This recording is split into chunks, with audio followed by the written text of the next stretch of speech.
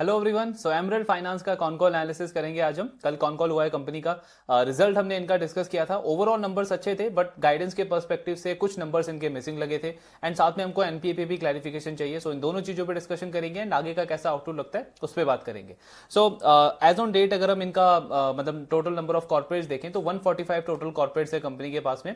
इसमें से एक्टिव कितने हैं? एक्टिव मतलब मंथली बेसिस पे जो ट्रांजैक्ट करते हैं इनके ईडब्ल्यूए प्रोडक्ट के अंदर। सो 120 कॉर्पोरेट्स इनके एक्टिव हैं, यानी कि 80% इनके एक्टिव क्लाइंट्स हैं। और लास्ट मंथ कंपनी के 2400 यूनिक बोरोवर्स ने इनका जो ईडब्ल्यूए प्रोडक्ट है उसमें ट्रांजैक्ट किया था। एनपीए पे क्या स्टेटस है? सो एक तो गोल्ड लोन पे इनको पूछा गया कि एनपीए का क्या स्टेटस है, बट ये वाला पॉइंट बिल्कुल इररेलेवेंट हो जाता है क्योंकि एमरल्ड फाइनेंस ये गोल्ड लोन हुआ, बिजनेस लोन हुआ, पर्सनल लोन हुआ, car loan, home loan, lab वाला प्रोडक्ट, ये सब ये डिस्ट्रीब्यूट करते हैं दूसरे बैंक्स के लिए। खुद इनके बुक में ये कंपनी एमएसएमईज को लोन देती है, छोटा लोन बुक है 80 करोड़ के आसपास का। तो उसमें कंपनी को लास्ट क्वार्टर में 2 एनपीए आए थे। अब मैनेजमेंट ने बताया इस क्वार्टर में उन्होंने एक एनपीए जो है उसमें से 30,000 का उसको राइट ऑफ कर दिया है। अब राइट ऑफ इन्होंने कर दिया है लेकिन मैनेजमेंट फिर भी कॉन्फिडेंट है कि उससे वो रिकवर कर लेंगे, बिकॉज इनका कहना है वो जो बोरोवर है वो सेंट्रल गवर्नमेंट में जॉब करता है एंड मतलब इनका कनेक्शन वगैरह है इनसे, मतलब कॉन्स्टेंटली कन्वर्सेशन हो रहा है उस क्लाइंट का एंड इस मार्च के एंड तक इन्होंने गाइडेंस दिया है कि उससे वो रिकवर कर लेंगे। दूसरा एक काफी इंटरेस्टिंग चीज हुई है इनके ईडब्ल्यूए प्रोडक्ट के अंदर। सो ऑलमोस्ट 1.5 साल के आसपास हो गया जब एमरल्ड ने ये ईडब्ल्यूए प्रोडक्ट अपना लॉन्च किया था एंड फर्स्ट टाइम इस क्वार्टर में हमने एसेट क्वालिटी इनकी डिटोरिएट होती हुई देखी है इस प्रोडक्ट के अंदर। तो 2 इनके डिफॉल्ट हुए हैं, एनपीए नहीं हुआ है लेकिन 30+ डीपीडी हुआ है, यानी कि 1 मंथ से ज्यादा हो गया है और उन एम्प्लॉय से रीपेमेंट अभी तक आई नहीं है। तो पहले तो अमाउंट देख लेते हैं। सो 8,000 का एक अमाउंट है, दूसरा अमाउंट है 6,000 का, यानी टोटल 14,000 का 30+ डीपीडी हुआ है कंपनी का। अब एक सबसे इसमें पॉइंट आता है कि हमने जो इनके ईडब्ल्यूए प्रोडक्ट को समझा था उसमें काफी ज्यादा सेफ्टी थी एमरल्ड के लिए, बिकॉज उसमें प्रीपेमेंट की जो अकाउंटेबिलिटी थी वो एम्प्लॉयर के हाथ में थी, ना कि एम्प्लॉय के हाथ में। तो फिर ये डिफॉल्ट हुआ कैसे? तो थोड़ा सा रेयर केस हुआ इनके साथ में। जो 2 एम्प्लॉयज थे ये, इन्होंने एक्चुअली बिना नोटिस पीरियड सर्व किए जॉब छोड़ दिया। तो वो जो एम्प्लॉयर है वो तब अकाउंटेबल है एमरल्ड को पे करने के लिए जब वो एम्प्लॉयज अपना जो सर्विंग डेज है उसको सर्व करके जाता है, तभी आपका फुल एंड फाइनल सेटलमेंट बनता है। लेकिन इस वाले केस में उन्होंने नोटिस पीरियड सर्व ही नहीं किया, तो आई मीन एम्प्लॉयर जो है वो अपने जेब से तो आपको वो रीपेमेंट करेगा नहीं, ये वाला रिस्क जो है ये एमरल्ड को बेयर करना पड़ेगा। लेकिन फाइनेंशियली अगर आप देखो तो इतना बड़ा हिट नहीं है क्योंकि 6 करोड़ का मंथली ये लोग डिसबर्स करते हैं। तो 6 करोड़ के ऊपर 14,000 अगर आपका अभी तो डीपीडी हुआ है, लेकिन अगर हम इसको अज्यूम करें कि रिकवर नहीं भी होता है फिर भी आपका आई मीन लेस देन 0.1% का ये अमाउंट बनता है 6 करोड़ के ऊपर। तो इतना ज्यादा फाइनेंशियल हिट नहीं है, लेकिन हाँ देखना पड़ेगा आने वाले क्वार्टर्स में इसको कंपनी कैसे आगे मैनेज करके चलती है।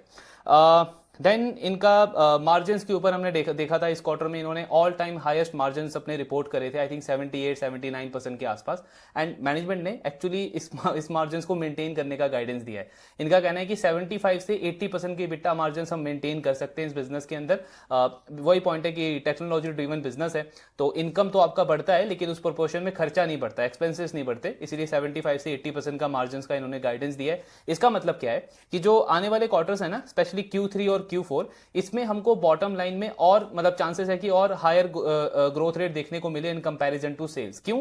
बिकॉज लास्ट ईयर इनका Q3 में जो मार्जिन्स थे वो अराउंड 71% थे, Q4 में जो मार्जिन्स थे वो 70% थे। तो आपको अगर 75% भी आप मेंटेन करते हो 80% की जगह, स्टिल बहुत बड़ा प्रॉफिट में हमको ग्रोथ देखने को मिल सकता है अगले दोनों क्वार्टर्स के अंदर। तो ये इनका मार्जिन्स के ऊपर गाइडेंस है। देन पैट का जो इन्होंने ग्रोथ गाइडेंस दिया था 3 साल का कि 8 to 10 टाइम हम करेंगे, सो मैनेजमेंट ने वो वाला गाइडेंस भी मेंटेन रखा है।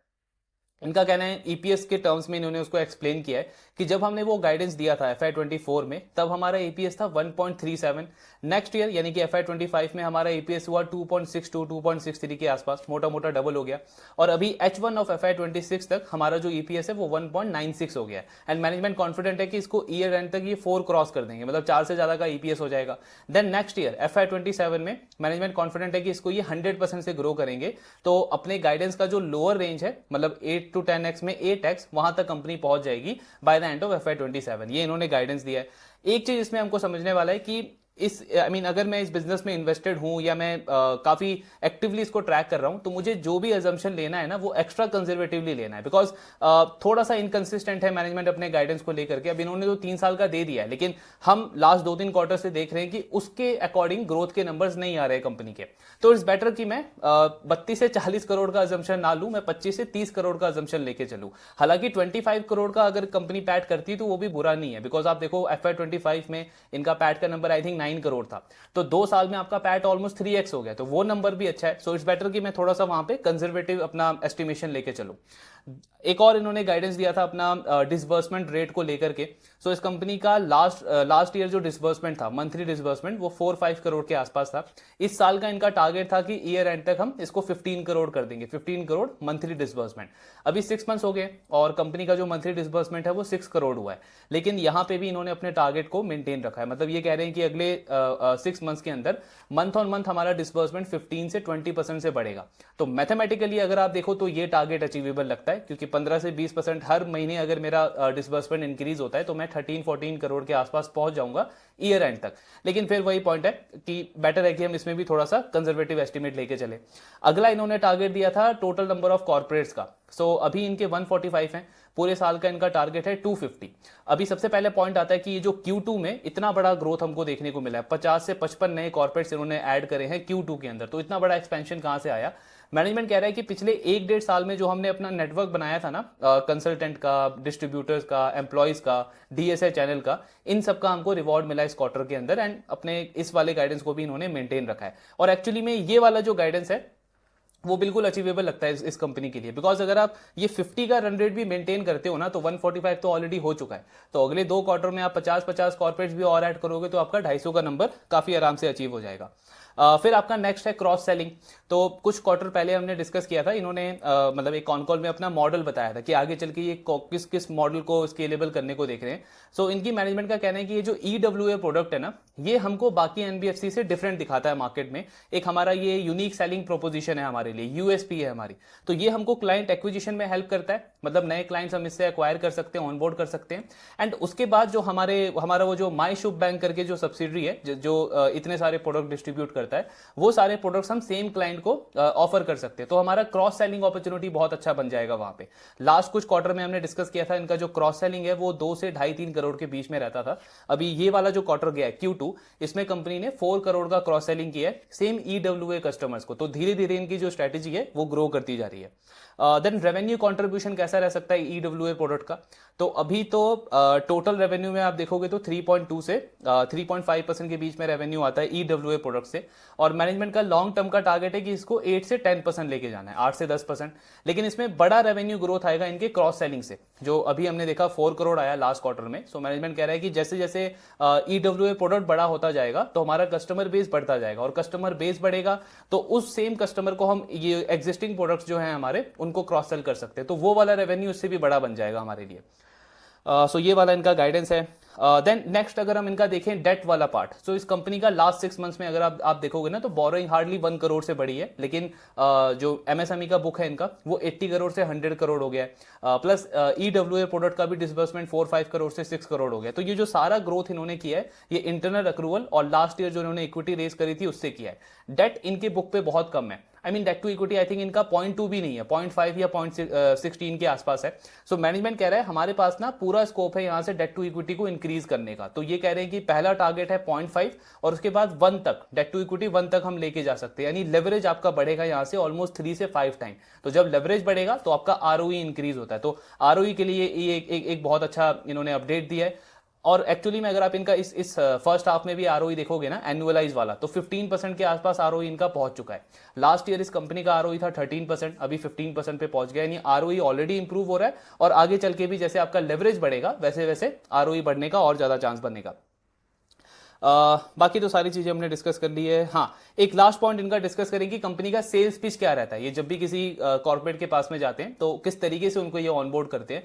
सो कंपनी का कहना है कि जो भी कॉर्पोरेट अपने अपने कंपनी में वो जो एम्प्लॉयज को एडवांस में सैलरी देते हैं, उनका एक तरीके से वो अनप्रोडक्टिव वर्किंग कैपिटल हो जाता है, बिकॉज वो पैसा आपके बिजनेस में यूज नहीं हो रहा। वर्किंग कैपिटल क्या हुआ, जो आपके डे टू डे बिजनेस को ग्रो करने में हेल्प करे। लेकिन अपने एम्प्लॉय को जो आप एडवांस में सैलरी दे रहे हो, वो कोई भी डायरेक्ट बेनिफिट नहीं आ रहा उससे आपके बिजनेस के अंदर। हाँ, इनडायरेक्टली जरूर आ रहा है कि एम्प्लॉय का जो भी पर्सनल जो भी उसको इश्यूज है वो उसके मीट हो जा रहे हैं वहां से, और फिर वो ज्यादा फोकस और ज्यादा प्रोडक्टिविटी दे सकता है आपके बिजनेस में, लेकिन डायरेक्ट बेनिफिट उसका कोई नहीं है। तो एमरेल्ड कह रहा है कि हम ना वहां पे एक वैल्यू प्रोपोजिशन देते हैं कॉर्पोरेट्स को कि आपका ये जो भी वर्किंग कैपिटल या जो भी ये चीजें हो रही हैं उसको हम मैनेज कर सकते हैं, हम अपने पार्ट पे ये एडवांस में सैलरी देंगे। दूसरा एक और चीज क्या होती है, जो कॉर्पोरेट का एचआर डिपार्टमेंट है, फाइनेंस डिपार्टमेंट है, उसके पास भी अननेसेसरी टास्क आ जाता है इसको इसको ट्रैक करने का, मॉनिटर करने का। बिकॉज आप सपोज करो किसी कॉर्पोरेट का 2000 एम्प्लॉयज भी हैं किसी कॉर्पोरेट में, और उसमें से 200 एम्प्लॉयज भी अगर मंथली बेसिस पे उनका ये सैलरी लेते हैं, तो एचआर और फाइनेंस डिपार्टमेंट के ऊपर एक अननेसेसरी और टास्क बढ़ जाता है। तो वहां पे एमरेल्ड कहता है कि हमारा जो टेक है और जो हमारा ये ईडब्ल्यूए मॉडल है वो कॉर्पोरेट को हेल्प करता है इन सारी चीजों में, इसीलिए क्लाइंट ऑनबोर्डिंग हमारे लिए काफी ईजी हो जाती है। फिर लास्ट एक क्वेश्चन आता है जो हमने पहले भी डिस्कस किया है बहुत बार, कि जो बैंक्स हैं उनका बहुत स्ट्रॉन्ग नेटवर्क है काफी सारे कॉर्पोरेट्स के साथ में, आई मीन सैलरीड अकाउंट उनके पास में होता है, तो वो बैंक इस वाले सेगमेंट के अंदर क्यों नहीं एंटर करते। तो जैसे हमने पहले डिस्कस किया हुआ है ऑलरेडी कि बैंक्स को ना रेगुलेटरी अलाउ नहीं है कि वो इस तरीके के प्रोडक्ट में डील करे जहां पे आप मतलब जीरो इंटरेस्ट चार्ज कर रहे हो। ईडब्ल्यूए में जो आपकी इनकम है वो प्रोसेसिंग फीस ही होती है, तो इंटरेस्ट तो आप उसमें कुछ चार्ज करते नहीं हो। तो एक तो रेगुलेटरी रीजन है।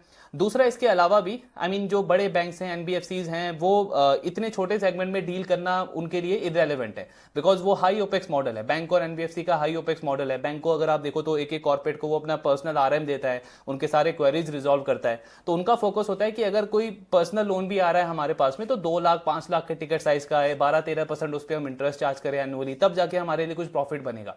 तो ये 20-25 हजार का सैलरी एडवांस में देना, इसमें चाहे बड़े बैंक्स हो या एनबीएफसीज हो, इनको इतना ज्यादा इंटरेस्ट नहीं है। फिनटेक कंपनीज हैं जिन्होंने इसमें एंटर किया है, लेकिन काफी सारी फिनटेक कंपनीज को जो चैलेंज फेस करना पड़ता है वो होता है उनका कॉस्ट ऑफ कैपिटल।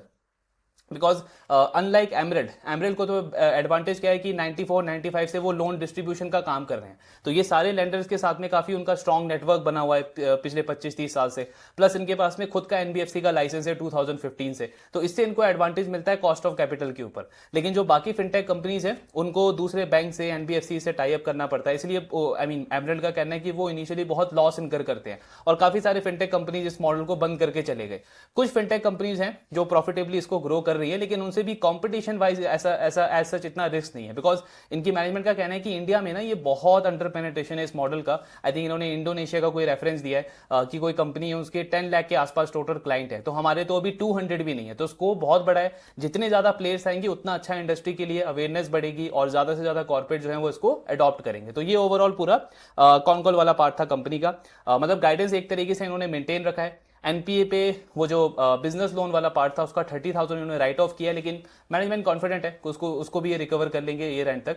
और बाकी जो ईडब्ल्यू है उसमें तो एज सच फाइनेंशियली इतना बड़ा रिस्क नहीं है, लेकिन हाँ ये हमको देखना पड़ेगा कि लास्ट 2 क्वार्टर से कंसिस्टेंटली 2 बिजनेस प्रोडक्ट के अंदर इनके एनपीए आ गया या डिफॉल्ट आ गया है, तो ये ट्रेंड हमको देखना होगा कि आने वाले क्वार्टर्स में कैसे रहते हैं, इसको हमको क्लोजली फॉलो करना है। अभी एज ऑफ नाउ इतना बड़ा रिस्क नहीं है कंपनी के फाइनेंशियल्स के ऊपर। गाइडेंस पे वही हमने जो बात करी कि इट्स बेटर कि थोड़ा सा मैं कंजर्वेटिव एस्टिमेट लेके चलूं 25 से 30 करोड़ का, बिकॉज वो 100% का ग्रोथ गाइडेंस डिफिकल्ट लगता है कंपनी के लिए। एंड इनको पूछा भी गया कि आप इस साल मतलब 40-50% से ग्रो कर रहे हो, फिर आप नेक्स्ट ईयर कैसे कॉन्फिडेंट हो कि आप 100% से ग्रो कर लोगे।